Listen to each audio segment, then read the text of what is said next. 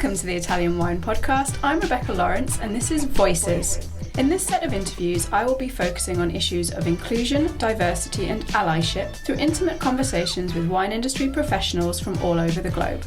If you enjoy listening, please consider donating through ItalianWinePodcast.com. Any amount helps us cover equipment, production and publication costs, and remember to subscribe and rate our show wherever you tune in.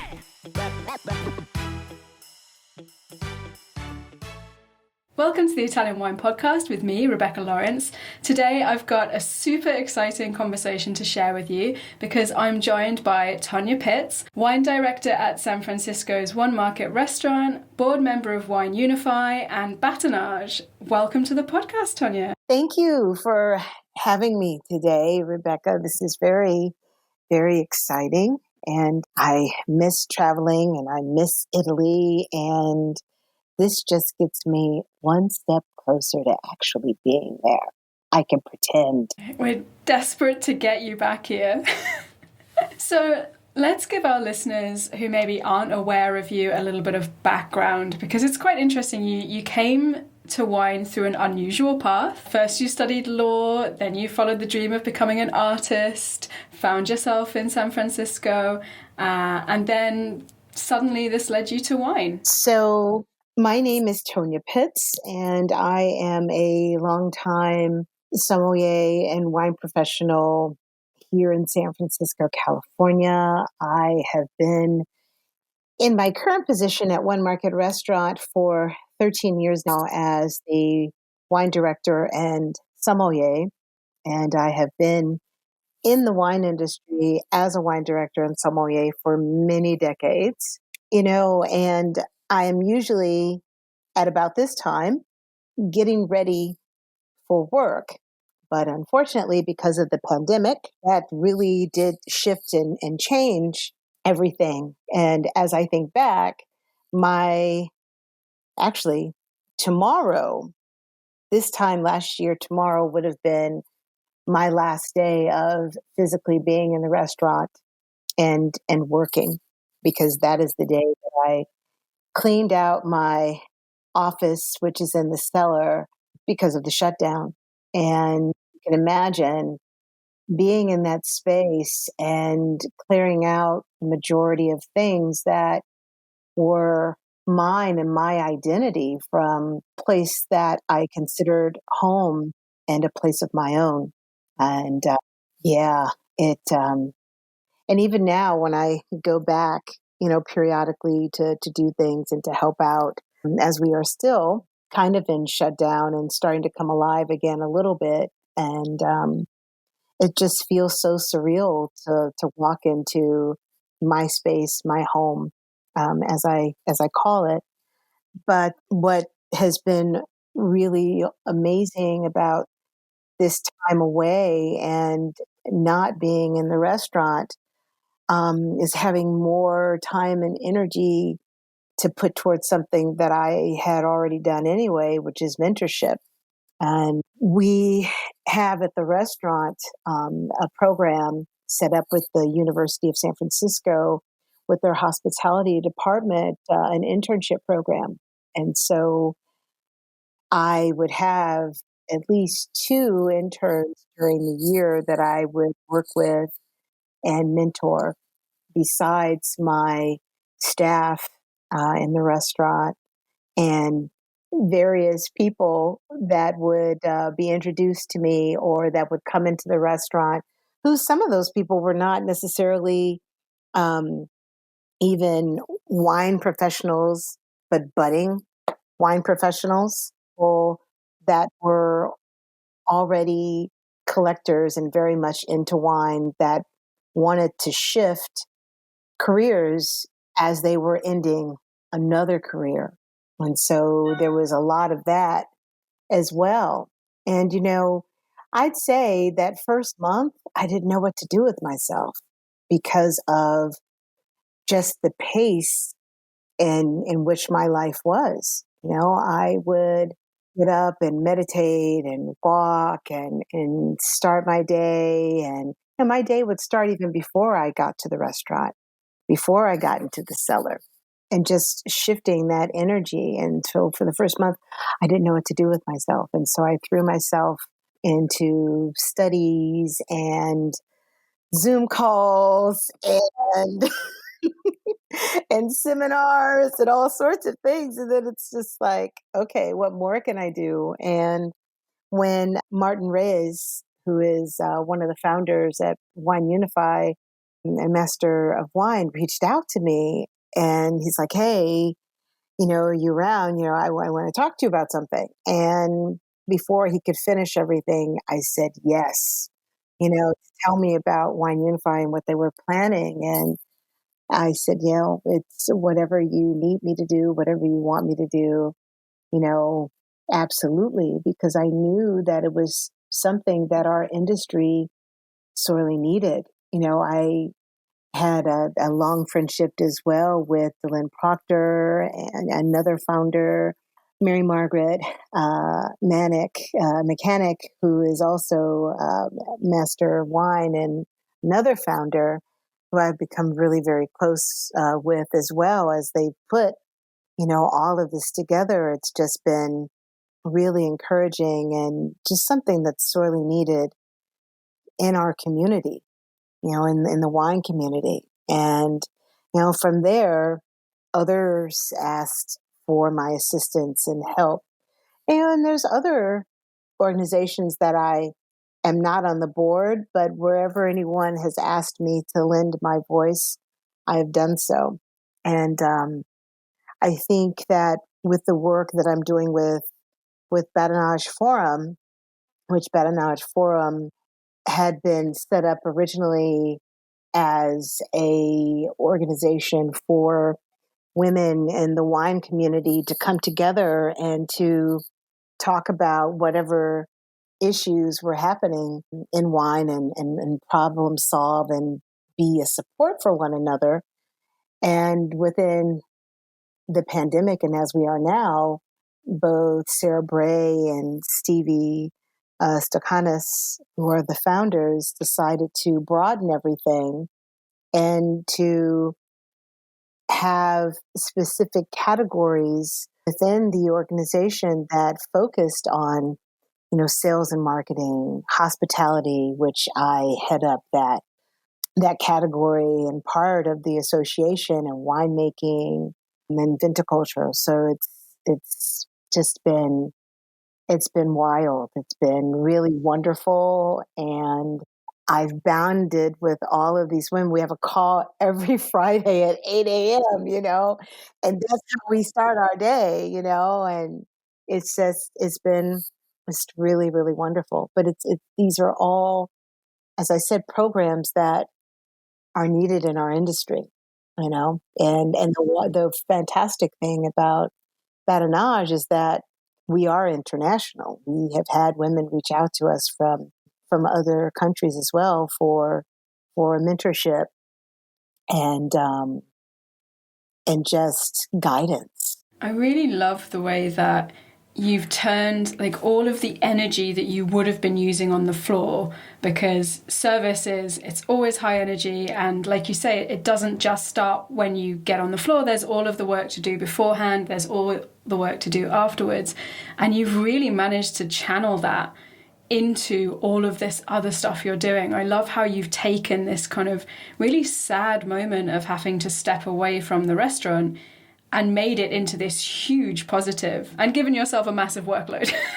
Well, I felt like I had to, being a woman and a woman of color within our industry, and having been in this industry for a very long time, and seeing an opportunity for me to speak with someone and touch someone and turn the situation around, and not have people go through and have some of the experiences that I've had as a woman and as a woman of color. And they haven't all been horrible, but they have not been easy. And some of the reasons that I put things on pause, so to speak, about studying and moving forward and moving ahead within things is because it was difficult. And I knew that it was not going to be easy because of those factors of being a woman and being a woman of color within our industry. And so any type of mentorship that I have ever done for anyone has been for all genders and all people, period, because of not wanting folks to be put in a situation like myself. And so what this has allowed me to do, we have a saying in restaurants where it's touching every table and making sure that everything's all right with everybody. This is a way of me touching every table and making sure everything is all right with everybody. That's what this is. And that's how I think about it now, because it's needed. It is, and it has been for a long time, and it's something that's really very encouraging. Yeah, that's exactly. And it should be about community, no matter who is part of your community. Like, wine is something that is convivial, it is to be shared. For me, it's about building memory and story with people, and that should be open to as many people as we can possibly make it open to. Yeah. So just one more thing, to add to what I do, but it's really exciting. And I am trying to be as open and as transparent as I can within all of this, and just enjoy what's happening and being open to what's happening, and that's really important. It really is, and it's still all about wine, and it's about food, and that all still comes into play, because food and wine bring people together, right?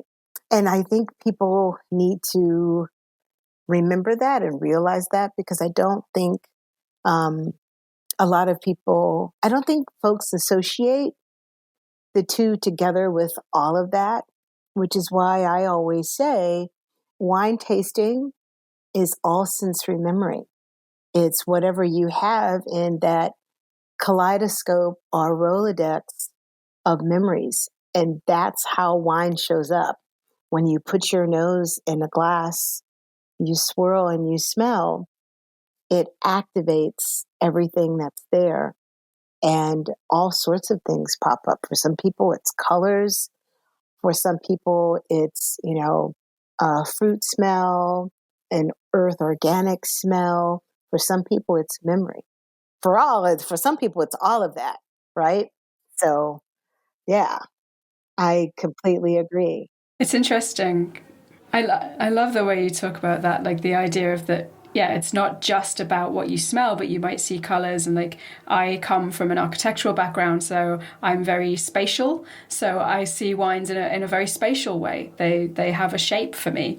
And I was talking to Nadine Brown in an episode recently, and about how tasting notes aren't necessarily always useful because you don't necessarily have the same cultural background as someone. They may not share the sense memory that you have in order to describe wines, and that actually what we should be doing is finding other ways to talk and communicate about wine, finding a new language in order to describe wines. So not just with kind of fruit tasting notes, but also with describing wines with experiences and relating them to experiences and stories. So I completely relate to that.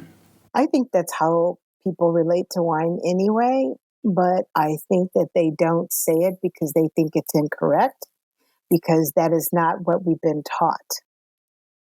And so for me, I've always thrown that out the window.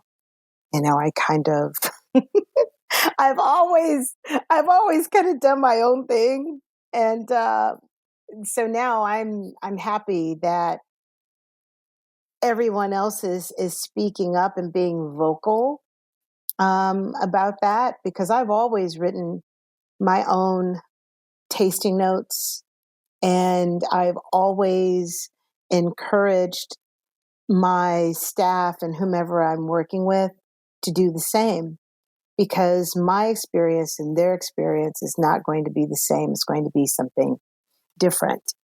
just my whole philosophy with running a program and running the floor is always very different. I will never bring something into the restaurant or put it on the list that is not going to be understood by those that are in the building and working on the floor and selling side by side with me.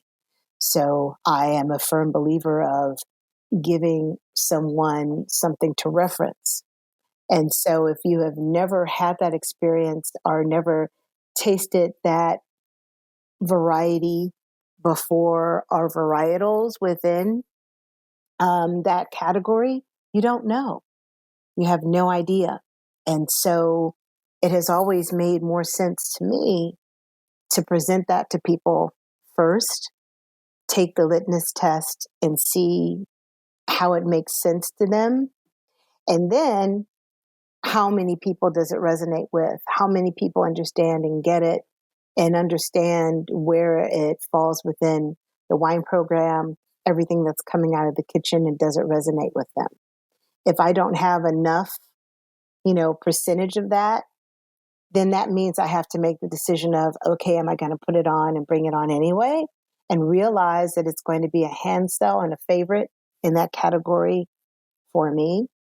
And over time, you realize and you figure out how many of those SKUs or categories, can I have and be viable still for the life of the program and of the wine list. So I did actually, that's a perfect kind of tie-in, because I wanted to ask you a little bit about your list, because it does feature many wines made by women, by coloured winemakers, and you don't mark this on your list. And you let the wines very much speak for themselves. And I wondered if this is also kind of a clever tactic, because it allows you to speak to a customer or a client directly about the story of the wine, rather than having them make an assumption based on, like a note about the wine on the list.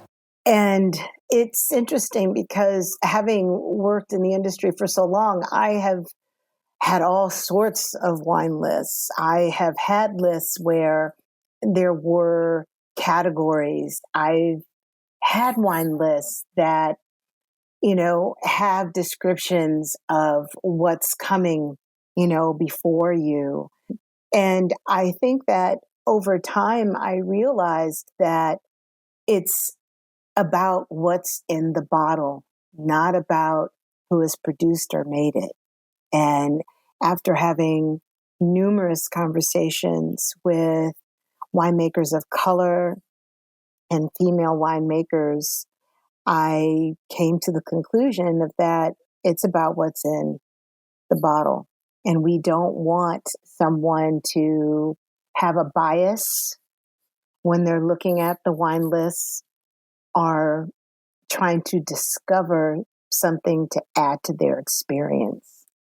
I would much rather add to that experience in a way that is going to be pleasurable and memorable, because we are creating memories. We are creating memories. That's what wine does. And there's so much wine out there produced by so many fantastic and wonderful people. But I also see it as a way to get people into the mode of storytelling as well, because every bottle of wine is a story in itself. That's what it is. And it's not meant to be a sales tactic or anything like that. It is what it is. It's a story, and it's a living, breathing, organism. I also see wine as art. Yeah, I was going to ask you about that, because this is something I came across on your website, that you talk about events that combine the two. So tell our listeners a little bit about that, because I was super intrigued. So I see the arts in food and wine as being relatable. And now it has become more prevalent, you will see sommeliers, wine bloggers, and people associating wine with music. And they really do come together. And sometimes there is a wine that you will taste and smell and begin having that experience, and a song or a piece of music will pop in your head. And it's the same thing with art. And I think it all has to do with what we call sensory memory. And that's how I came up with that idea. And then being a person that's has always been in the arts myself, it was very interesting for me and kind of crazy because, I did not start out as being a person in the food and beverage industry. I had thought for a very long time, as a young person, that I was going to be a lawyer. And that is kind of what I had myself and my family had me as poised as being within our family. All of, the private school education, all of it led to that. And I will never forget, I got my first restaurant job during a summer right before I was going to start university in that fall. And it was a French restaurant. My friends from the university were working there, who I had also taken classes in high school at the university. And so they were all older than myself. And, their take was, you're going to meet really fantastic people. It's going to be a lot of fun. You'll be able to make some extra money. And it'll be good for you. Right. And I show up, I get hired. Unbeknownst to me, it was a French restaurant. The chef was a female. She had been living in Provence for the last 10 years and had come back home to St. Louis, which is originally where I'm from in Missouri, and opened this restaurant. And her friends from all over the country and all over the world that could came to help her with this project over the summer and get it up and running and going. And that was the beginning of my restaurant life and my experience. And I was very blessed to have someone there who saw something in me and nurtured me. And that was my first mentor. And I realized throughout all of this and the pandemic, that's exactly how that person showed up. It wasn't just about friendship that, Matthew mentored me. And he basically showed me the ropes over the years about restaurant life and hospitality and serving. But the main thing was sitting down and having family meal at the end of the night and being able to listen to everyone that was at the table, former chefs that were there and working, that had switched gears and come to the front of the house, and bar managers, bartenders, other people at the table that were servers that had been in the industry and that were professional wait staff, and hearing their take on food and wine. And I was too young to drink, but I could sit there and listen and swirl a glass and smell. And I couldn't, take a sip even because beautiful restaurant, big picture windows, and we're sitting right in front. Right. So I could have even taken a sip if I'd wanted to. Right. And that was my experience, and that was my training. And within just sitting, listening and smelling and giving my take on things, they realized that I had a palate. And from point on, whenever there was a dinner party, a barbecue or whatever, I got invited and was shown food and wine. And that's how that started. But I never thought of it as a career for myself at all. It was a lot of fun. Food and wine was fantastic. When I finally turned 21 and could drink, I had, my first bottle of, Lafitte, and my head was just turned, you know, and I just thought, this is fantastic. This is delicious. And this is everything that I thought it would be. And I was just kind of off and running. But it was something for myself, but had never made the connection of, you can do this as a living. You could be a sommelier, because I was still in the mode of thinking in terms of being in the university and going to school and becoming a lawyer, and to shift gears into art school. I had always, been a painter and had gone to art school on the weekends and been involved in the arts that way. We all were, because it's something that my mom had us all in. My sister and my brother were both dancers as well. And so, again, this was something that I loved. And so I was minoring in studio art. But I found myself spending more and more time in the studio and painting. And I would be there, until 2 a.m. painting. And so the dean of the art department said, well, you've got both of these things happening and going on, and you need to make a decision about what you want to do, because this is really taking precedence over your life and your studies. And so another friend who was a restaurant friend as well said, I really think we should take a trip to San Francisco. I think you would love it there. I think you would thrive there, and we should go and check it out. And so I started looking at schools all over the country, and CCAC, California College of Arts and Crafts, made more sense. And so we took that trip, and she had already lived in San Francisco before. I went for a long weekend, and it was cold, it was rainy, it was in January, and absolutely fell in love with the city. And there was this synergy and this connection immediately when I got off the plane. And I went back home and started making my plans and my provisions to move, right?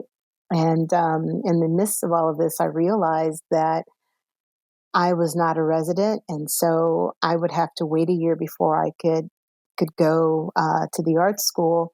And so I thought, well, I've always been working in restaurants and going to school as well. I can do that there and just do it full time until until I could go to school.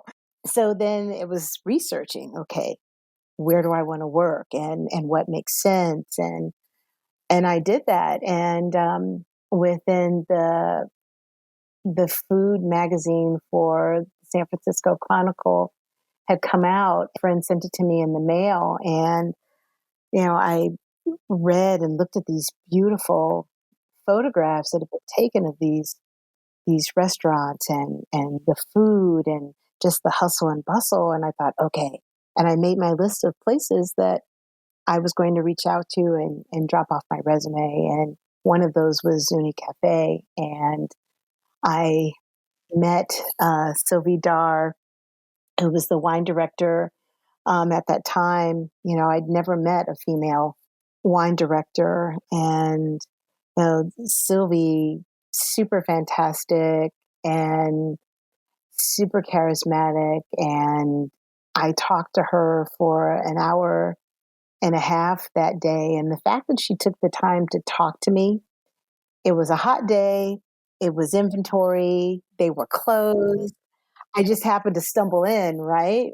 And she took one look at my resume, looked at me, and we had a conversation. And by the end of that conversation, she told me to come back the next day, told me what to wear and what to bring.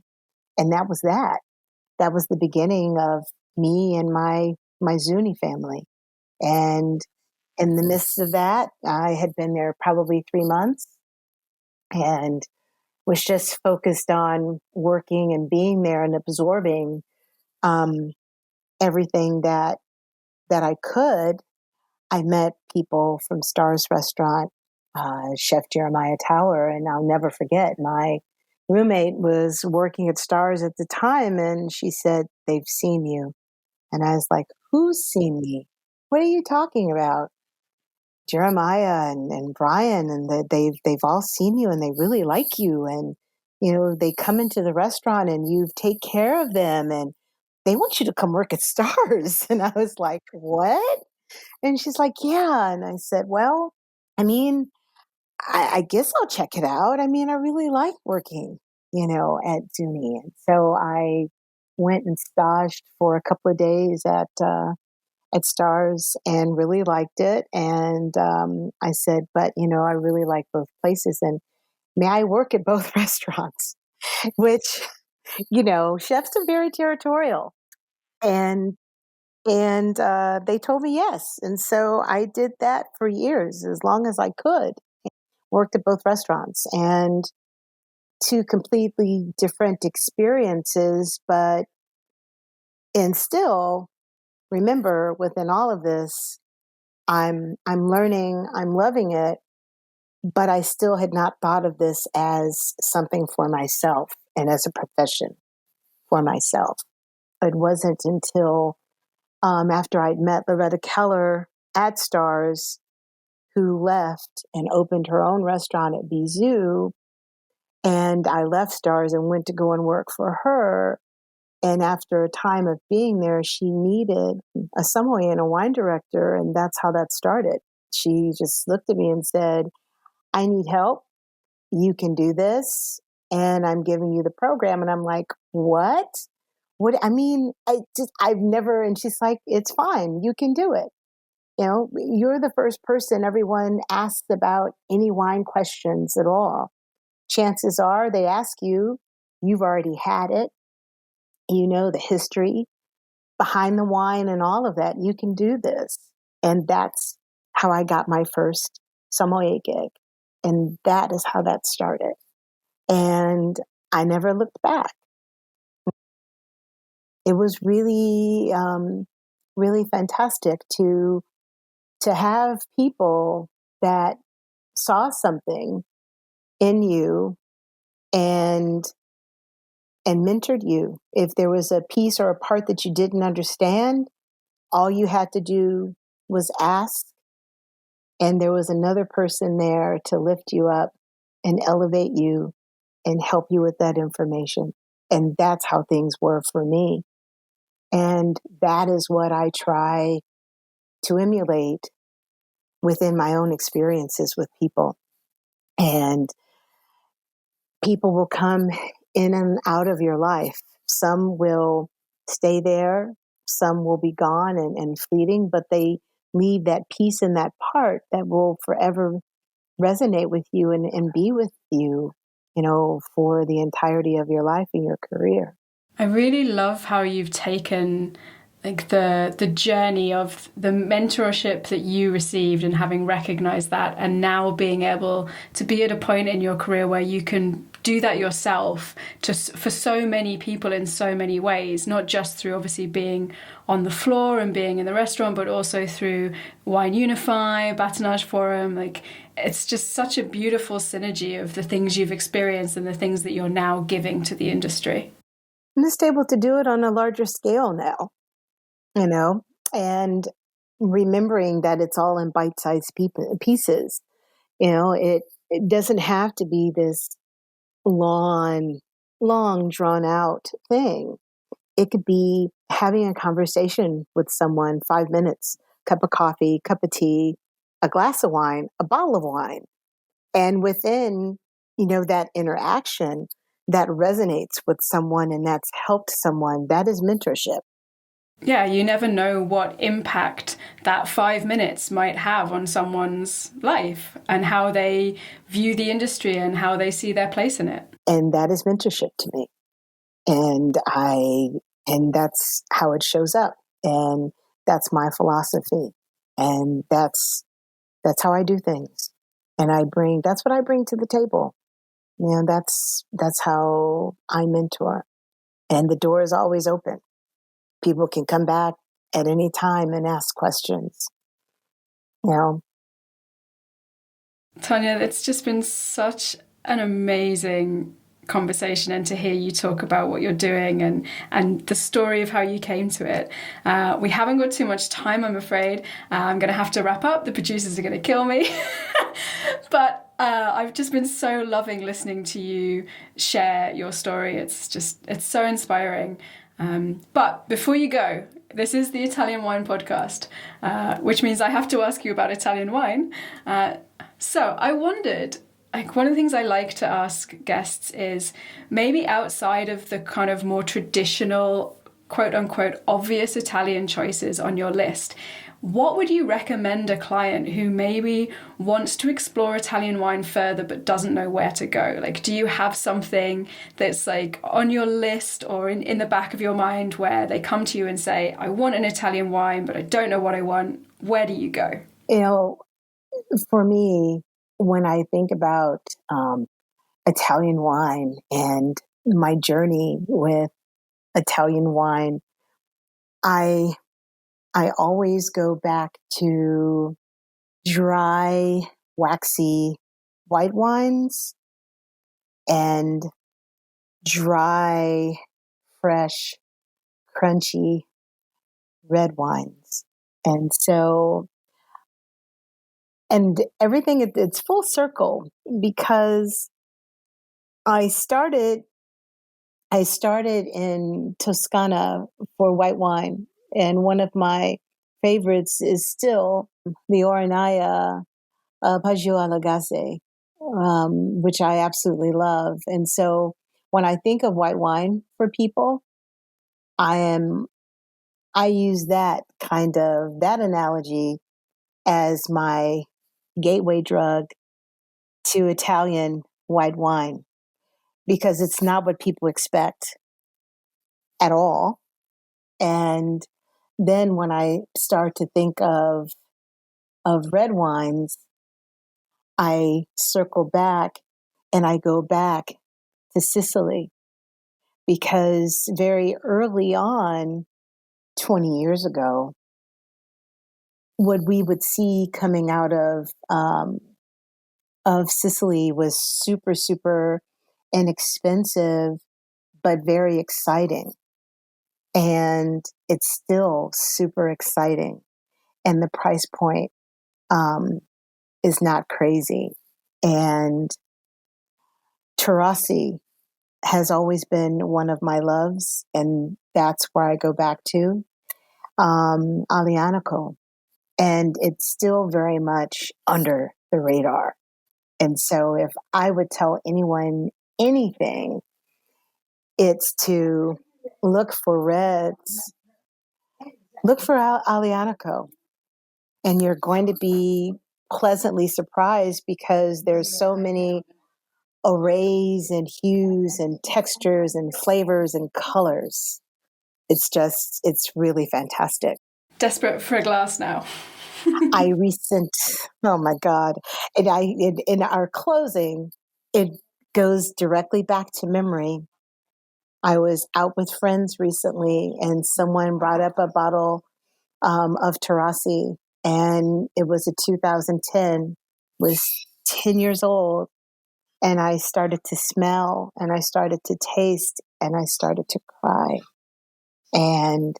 But they were not sad tears. They were tears of joy, because of the memories that were attached to that region in that bottle, And yeah, another time we will talk about my Italian wine journey and the beginning of my career, because that's